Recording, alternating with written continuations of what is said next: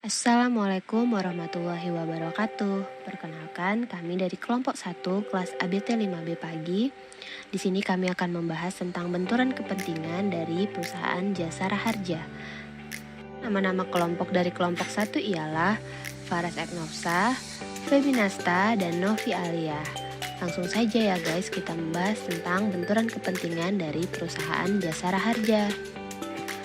Apa itu benturan kepentingan? Benturan kepentingan adalah situasi atau kondisi yang memungkinkan setiap insan perusahaan memanfaatkan kedudukan dan wewenang yang dimilikinya dalam perusahaan untuk kepentingan pribadi, keluarga, atau golongan sehingga tugas yang diamanatkan tidak dapat dilakukan secara objektif.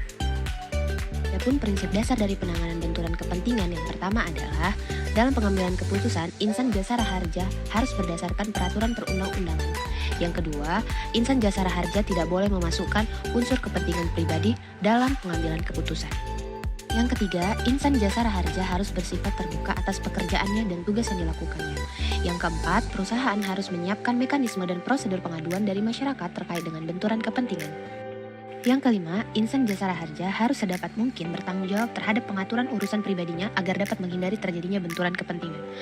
Dan yang keenam, insan jasa raharja harus menunjukkan komitmen pada integritas dan profesionalisme.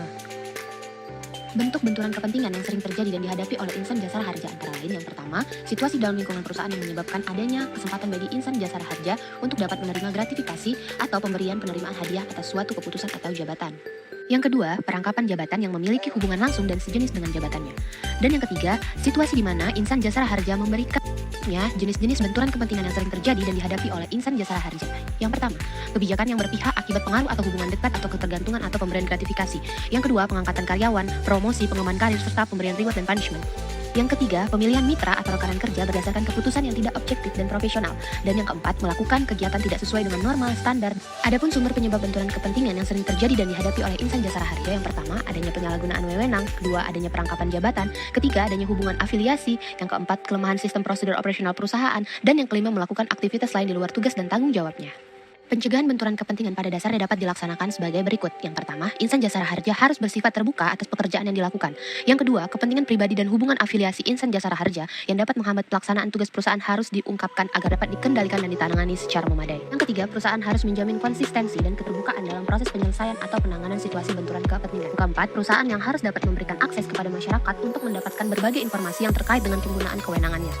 Yang kelima, perusahaan harus dapat menyediakan dan mendorong insan jasa raharja untuk mengungkapkan dan membahas masalah-masalah benturan kepentingan. Dan yang keenam, perusahaan harus menciptakan, mempertahankan, dan mengembangkan budaya komunikasi terbuka dan dialog mengenai integritas dengan stakeholders perusahaan. Adapun tahapan pencegahan benturan kepentingan, yang pertama, penyusunan kerangka kebijakan pencegahan benturan kepentingan, yang kedua, identifikasi situasi benturan kepentingan, yang ketiga, penyusunan strategi pencegahan benturan kepentingan, dan yang keempat, pengelolaan daftar dan dokumen. Adapun pelaporan atas pelanggaran, yang pertama, insan jasa raharja berkewajiban melaporkan setiap indikasi terjadinya perilaku yang melanggar pedoman benturan kepentingan.